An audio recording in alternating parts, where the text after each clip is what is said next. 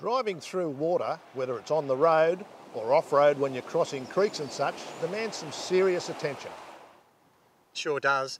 Water is one thing that can really bring your four-wheel drive unstuck. You just never know what's under the surface of this.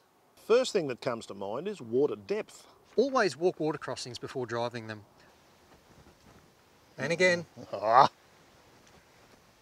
It's a draw. How about we both go through? Yeah, I'll go behind you. 6-pack of pies in it if you come with me. Righto. At least have a poke with a long stick to make sure there's not a car-sized hole just waiting to swallow your pride and joy four-wheel drive.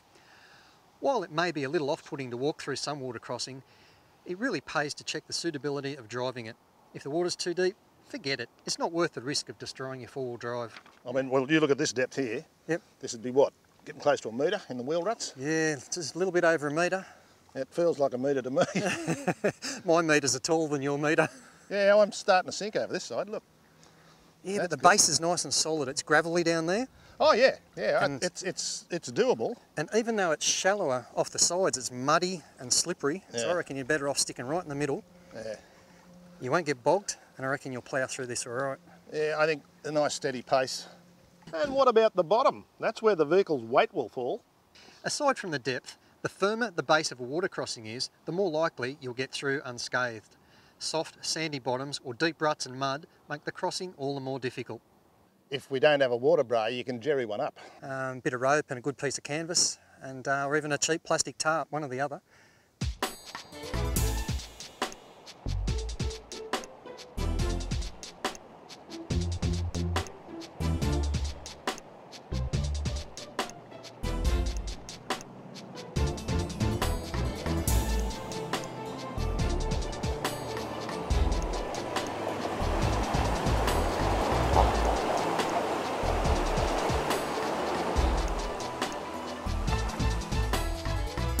Another major factor is current. I had to drive through floodwater once on a tar road and the current really was a worry then. Judging whether the current is too fast to drive through or not is difficult. If you can't walk the crossing without being pushed around, don't even think about driving it. The deeper the water and the faster the current, the more likely your four-wheel drive and van will end up downstream as they get swept away in the current. And what about after you've gone through the water? Things like brakes need attention. Your best bet after you've gone through a water crossing is just to ride your brake pedal a little bit to help dry them out. That way, if you do need to stop suddenly, you know they're going to work. And of course, before you've gone through the water, you should have given your old Dizzy, if you're driving that sort of vehicle, a good spray down with WD-40 and paid a little bit of attention to electrics and things like that, just to make sure that you don't get stuck in the middle. Water crossings demand maximum attention. There really is no room for error.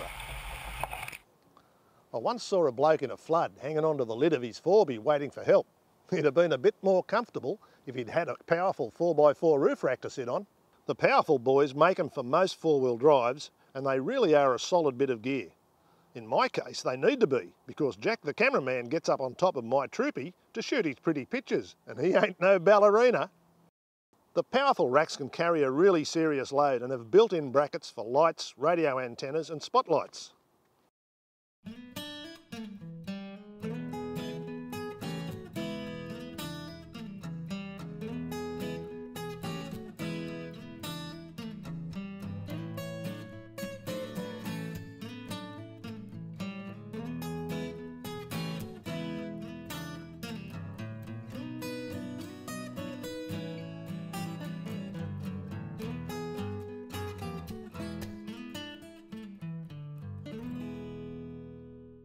They are best factory installed because these blokes really know what they're doing.